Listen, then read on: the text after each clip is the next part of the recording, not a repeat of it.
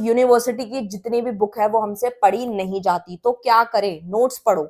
Notes आपके 2 दिन के अंदर पूरी की पूरी तैयारी करा देंगे विद इन 2 डेज।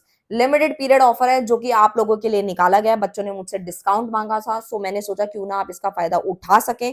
प्राइस जो रहेगा वो रहेगा 89 रुपीज पर सब्जेक्ट का, लेकिन अगर आप 3 सब्जेक्ट्स के परचेज करते तो आपको सिर्फ और सिर्फ मात्र 237 रुपीज में मिल जाएगा। लेकिन अगर 4 सब्जेक्ट्स खरीदते हैं तो मात्र 300 रुपए में 4 सब्जेक्ट की पूरी पूरी कंप्लीट बुक आपको मिल जाएगी, वो भी इंग्लिश मीडियम में। और इसके कुछ फायदे मैं बता देती हूँ। इजी लैंग्वेज है, लाइन टू लाइन है, एग्जाम ओरिएंटेड ही बनाए गए हैं, 100% पासिंग नोट्स है। इसको पढ़ के बच्चों ने 95+ भी स्कोर किया है। सो करना क्या है, दिए गए नंबर पे व्हाट्सएप करें और इसका पीडीएफ का फायदा उठा लीजिए, क्योंकि लिमिटेड पीरियड ऑफर है। इसको पढ़ के आप pass. Hello everyone, welcome to our channel Nanak education point. Myself Heena Takkar, और आज हम बात करेंगे बिजनेस इकोनॉमिक्स का जो यूनिट नंबर 2 चल रहा था। इसका पार्ट 1 ऑलरेडी अपलोडेड है, पार्ट 2 ये वाला है। इसके बाद थोड़े से टॉपिक रह गया था इसके अंदर, 2-3 टॉपिक रह गया, वो मैं करवाना चाहती हूँ। उसके बाद ये पूरा का पूरा कंप्लीट हो जाएगा। उसके बाद हम प्रोडक्शन और कॉस्ट पे आ जाएंगे। सो जल्दी से इसको समझ लेते हैं। अगर आपको इसके नोट्स चाहिए तो बिल्कुल रेडी हैं, आप ले सकते हैं, पढ़ सकते हैं। लाइन टू लाइन लिखा हुआ है, कुछ भी फालतू लाइन उसमें नहीं है, कर्व वगैरह बना हुआ है और हर चीज मेंशन है। और अगर आपको लगता है कि नोट्स आपको नहीं चाहिए तो आप खुद प्रिपेयर कीजिए, लेकिन कीजिए। ये थोड़ा सा आप लोगों के लिए मेहनत करने की जरूरत पड़ेगी इसके अंदर, ठीक है। चलो अब स्टार्ट करते हैं हम। कंज्यूमर जो हमारा बिहेवियर वाला जो चैप्टर चल रहा था उसका पार्ट 2 है ये, और पार्ट 1 जिन्होंने नहीं देखा वो देख लेना, उसके बाद ये टॉपिक समझ आ जाएंगे। तो हमारा कॉन्सेप्ट है कि price effect as a combination of income effect and substitution effect. यहाँ पे हम 3 चीजें पढ़ने वाले हैं। एक तो प्राइस इफेक्ट के बारे में पढ़ने वाले हैं, इनकम इफेक्ट के बारे में, और सब्स्टिट्यूशन इफेक्ट। ये होता क्या है, देखो मैं आप लोगों को ये समझाने से पहले एक छोटा सा कॉन्सेप्ट समझाती हूँ। हम लोगों ने स्टार्टिंग का जब हमने डिमांड चैप्टर स्टार्ट किया था तो मैंने आप लोगों को उसमें सब्स्टिट्यूट गुड्स वगैरह के बारे में पढ़ाया था, ठीक है। तो जिन्होंने वो वीडियो नहीं देखी तो डेफिनेटली देख लेना। तो यहाँ पे बात आती है changes in consumer income. Income जो है कंज्यूमर की इनकम में बदलाव आने की वजह से जो हमारा इक्विलिब्रियम पोजीशन होती है ना, वो भी चेंज होती हुई हमें नजर आती है। तो उसकी वजह से कुछ इम्पैक्ट होता है जो कहाँ कहाँ पे पड़ता है, जैसे इनकम इफेक्ट होता है, सब्स्टिट्यूशन इफेक्ट होता है, प्राइस इफेक्ट होता है। नाम से ही हमें समझ आ रही है, लेकिन हमें इसको थोड़ा डिटेल में कर्व के द्वारा इसको समझना है। तो अब हम समझते हैं सब्स्टिट्यूशन इफेक्ट के बारे में। तो सबसे पहले सब्स्टिट्यूशन इफेक्ट समझने से पहले सब्स्टिट्यूशन का मतलब समझते हैं। सब्स्टिट्यूशन का मतलब होता है कि लाइक अगर एक चीज अगर महंगी हो गई है, उसका प्राइस बढ़ गया, तो हम दूसरे पे शिफ्ट कर जाते हैं। जैसे कि बॉल पेन जेल पेन हो गया, ठीक है, ये एग्जाम्पल है इसका। तो जैसे मान लो कि बॉल पेन का प्राइस बढ़ गया तो हम जेल पेन पे शिफ्ट हो जाएंगे। ये क्या है, सब्स्टिट्यूशन इफेक्ट है, ठीक है। तो सब्स्टिट्यूशन इफेक्ट के अंदर पहले हम डेफिनेशन पढ़ते हैं, उसके बाद इसको समझ लेंगे कि एक्चुअल में है क्या। तो substitution effect refers to the change in the quantities of various commodity bought due to change in the relative price. Price के चेंज होने की वजह से डिमांड में भी तो बदलाव आ रहा है, उसकी क्वांटिटी में भी बदलाव आता है। कि अगर आप देखते हो कि लाइक अगर किसी की प्राइस सस्ते हो जाते हैं, हम क्वांटिटी बढ़ा देते हैं, प्राइस महंगा होता है तो हम अपनी क्वांटिटी को गिरा देते हैं। तो ये सारी चीजें चलती है। अंदर real income of the consumer remaining constant, और हम ये मान के चलते हैं कि रियल इनकम जो है ना कंज्यूमर की, वो कांस्टेंट है, उसमें कोई भी बदलाव नहीं आ रहा है। In other words the substitution effect shows the change in the amount of the goods purchase due to change in the relative prices की आने की। हम ये मान के चलते हैं कि सब्स्टिट्यूशन इफेक्ट ये शो करता है हमें कि हमारा जो हमने गुड्स परचेज करना है उसके अमाउंट में चेंज आ रहा है due to change in the relative prices alone while real income remain constant. वही सेम बात बताई है मैंने। अब आपको शॉर्ट तरीके से समझाती हूँ। किसी भी प्रोडक्ट का प्राइस बढ़ना या घटने की वजह से डिमांड पे असर आता है। जैसे कि मान लो इस पेन का प्राइस बढ़ गया, प्राइस क्या है, घट गया, मान लो कम हो रहा है। कम हो रहा है तो डिमांड बढ़ जाएगी ना, क्योंकि अब हमें लग रहा है कि पहले से सस्ता हो गया, चलो भाई डिमांड बढ़ा दो। पहले हम 2 पेन खरीदे थे, अब हमने 10 खरीदे क्योंकि इसका प्राइस गिर गया है, ठीक है, लेकिन यूटिलिटी सेम ही है, सेटिस्फेक्शन सेम ही है। फिर इसका प्राइस अगर मान लो पहले के मुताबिक बढ़ गया है, ठीक है, महंगा हो गया है, ये 10 रुपए से सीधा 20 रुपए हो गया, तो हम डिमांड तो गिराएंगे ना, क्योंकि इतने महंगे थोड़ी ना खरीदेंगे। तो प्राइस बढ़ने की वजह से डिमांड गिर गई, तब भी हमारा जो सेटिस्फेक्शन था वो बिल्कुल सेम था, उसमें कोई बदलाव नहीं है। एंड रियल इनकम भी में भी कोई चेंज नहीं है, कोई भी चेंज नहीं है रियल इनकम में। यही हमारा सब्स्टिट्यूशन इफेक्ट। आई होप आपको क्लियर है। अब हमें इसको ग्राफ की मदद से समझना है। बस इसी कॉन्सेप्ट को ये ग्राफ की मदद से यहाँ समझाने जा रहे हैं, ठीक है। तो देखो ये क्या कहता है। सबसे पहले ये आपका एक्स एक्सिस है, ये वाला पॉइंट आपका एक्स एक्सिस है, ये वाई एक्सिस है, ठीक है। तो यहाँ पर आपको इतना तो पता होगा ही, क्योंकि आपने पहले क्लास 11 से आप इको पढ़ रहे हो। तो ये आपकी क्या होती है, बजट लाइन है, ठीक है। और आपका आईसी इस तरीके से बनता है, ठीक है। तो ये अगर आप लोगों का यहाँ पर क्या बन रहा है, बजट लाइन है। अब आपने कॉन्सेप्ट पहले पढ़ा होगा, जो क्लास 11 से पढ़ते आ रहे हैं उनको पता होगा कि जब आपकी बजट लाइन जो है वो यहाँ बनी हुई है, अगर आपके कोई प्राइसेस ऑफ एक्स कमोडिटी कम हो रही है, क्योंकि एक्स यहाँ पर है, वाई यहाँ पर है, और एक्स कमोडिटी अगर यहाँ पे कम हो रही है, दैट मीन्स आपका जो बजट लाइन है वो यहाँ से शिफ्ट करके यहाँ बन रहा है, ठीक है, यहाँ बन रहा है।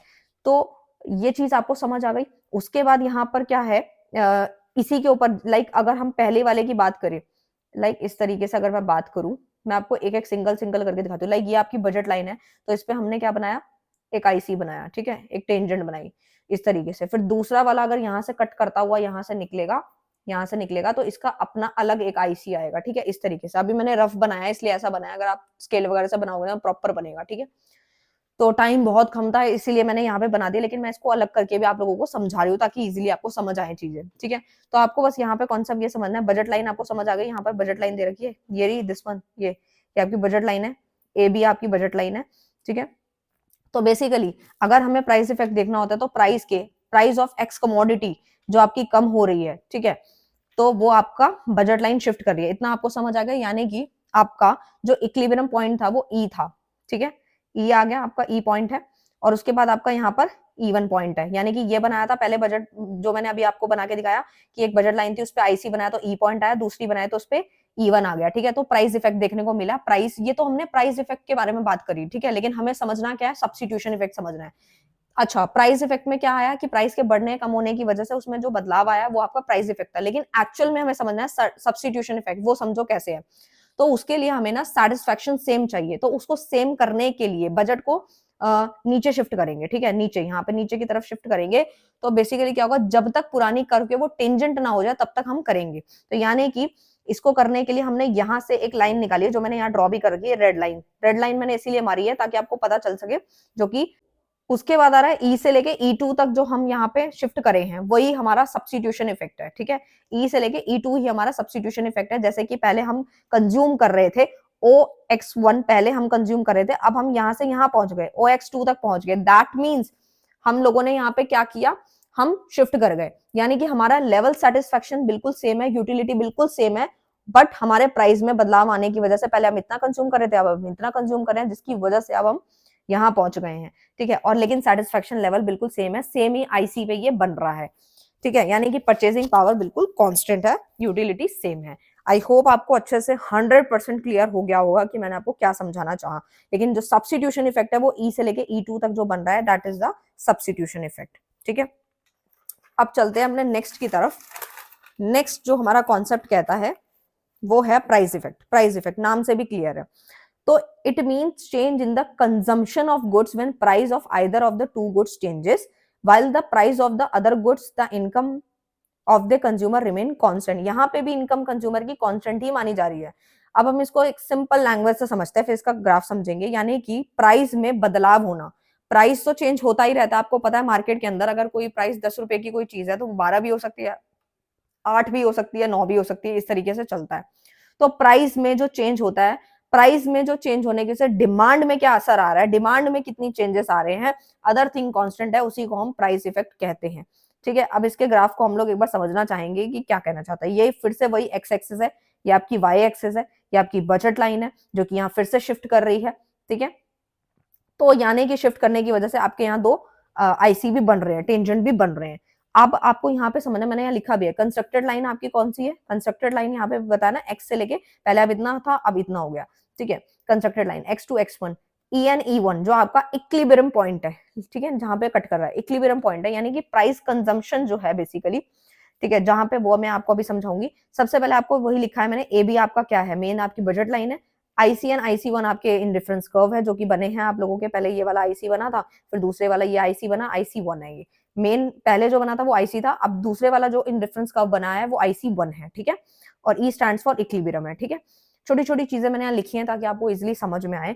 यानी कि आपको सिंपल भाषा में बस ये चीज समझनी है कि प्राइस ऑफ एक्स कमोडिटी में जो चेंज आ रहा है, जिसकी वजह से बजट लाइन भी में भी चेंज आ रहा है, ठीक है, क्योंकि वो तो कांस्टेंट रहेगी नहीं ना, वो तो बदलेगी।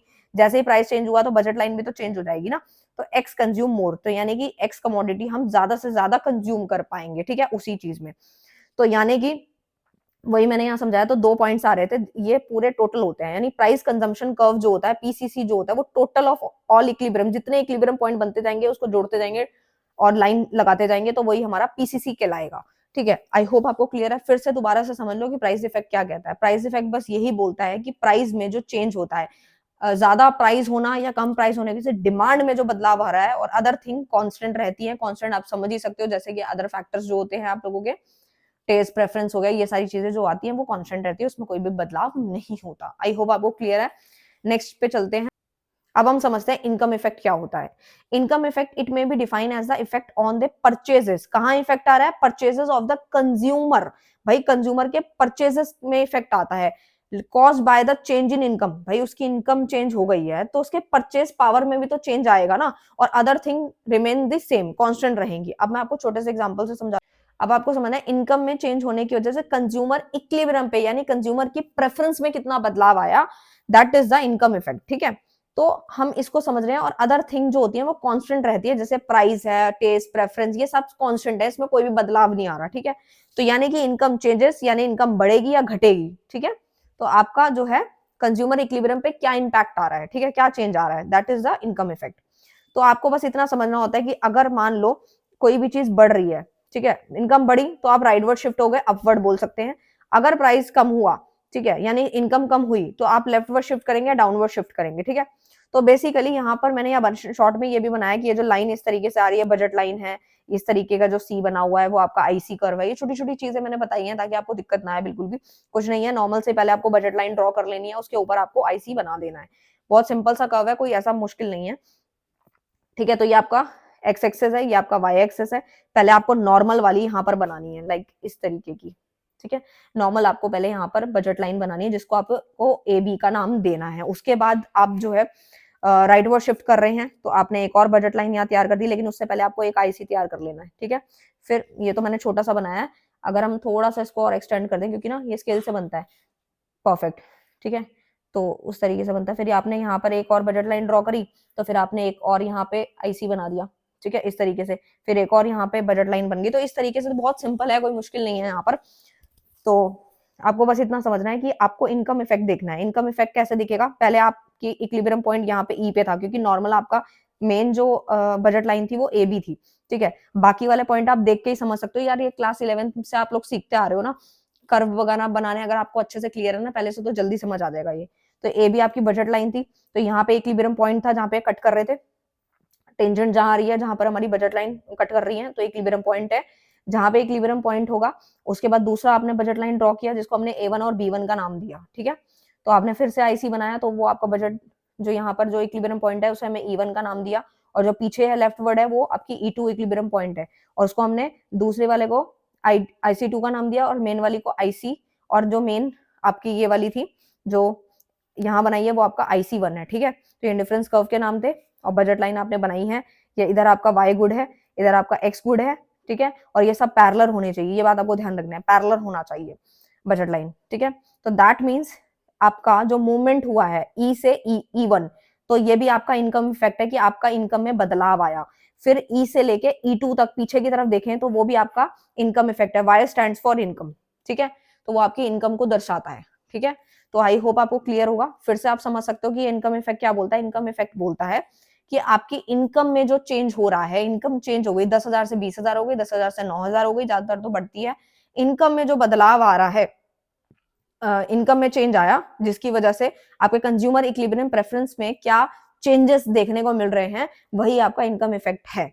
ठीक है, इनकम बढ़ी तो आप लोग देख ही सकते हैं कि आपका टेस्ट प्रेफरेंस जो है, मतलब प्रेफरेंसेस जो है, या आपके कंज्यूमर इक्विलिब्रियम पोजीशन चेंज होती हुई नजर आती है। तो काफी मैंने इजी तरीके से समझाने की कोशिश करी थी। और हाँ, एक चीज और आपको मैं बताती हूँ, अगर आपको मार्क्स गेन करने हैं और आप ज्यादा बुक की लैंग्वेज आपको टफ लग रही है, तो आप कुछ नहीं, बस आप अच्छे से कॉन्सेप्ट समझ गए, आपका कर्व अगर सही बन जाएगा, जैसे मैंने आप लोगों को यहाँ बना के दिखा दिया, और ये सब चीजें समझाई हैं, बस इतना अगर आप समझ के चले गए तो समझ लेना आपको मार्क्स मिल जाएंगे। और आपको इसको एक्सप्लेन कैसे करना है वो समझ लो। जिन बच्चों ने नोट्स ले लिए हैं उन लोगों के लिए मैं बता देती हूँ, उसके अंदर जो ग्राफ वगैरह बने हुए हैं और जो डेफिनेशंस वगैरह लिखी हुई है वहां पे, और एग्जांपल्स, वो तो आपको लिखने ही लिखने हैं, और जो मैंने ये पढ़ा है वो भी लिखना ही है आप लोगों को। साथ ही साथ अगर आप और अपने मैटर को बढ़ाना चाहते हैं तो ये वाला जो आपने ग्राफ बनाया, क्योंकि बुक में भी क्या होता है, जो ग्राफ बना हुआ होता है, जो कर्व बना होता है, उसी को एक्सप्लेन किया होता है। लाइक आपने पहले एक बजट लाइन ली, फिर दूसरी ली, फिर आईसी बनाई, ये सारी चीजें ही इस तरीके से आपको और एलेबोरेट करके वहां पे समझा देनी है, ठीक है। आराम से मार्क्स मिल जाएंगे। ये नहीं है कि बुक की पूरी किताबें में से आप पूरी लाइन रट के जा रहे हैं, ऐसा पॉसिबल हो भी नहीं पाएगा, क्योंकि टाइम कम होगा आप लोगों के पास और इतना याद भी नहीं हो पाएगा, ठीक है। तो बुक की लैंग्वेज टफ लग सकती है आप लोगों को, तो आप उसको स्किप करें और जो मैंने अभी समझाया, जिस तरीके से समझाया, उसी को आपको वहां एक्सप्लेन करके आ जाना है, ठीक है। सो मैंने पूरे तरीके से कंप्लीट कराने की कोशिश करी है शॉर्ट के अंदर ही। सो अब मिलते हैं यूनिट नंबर 3 के साथ, जो कि हमारा प्रोडक्शन है। तब तक के लिए bye bye, thank you so much.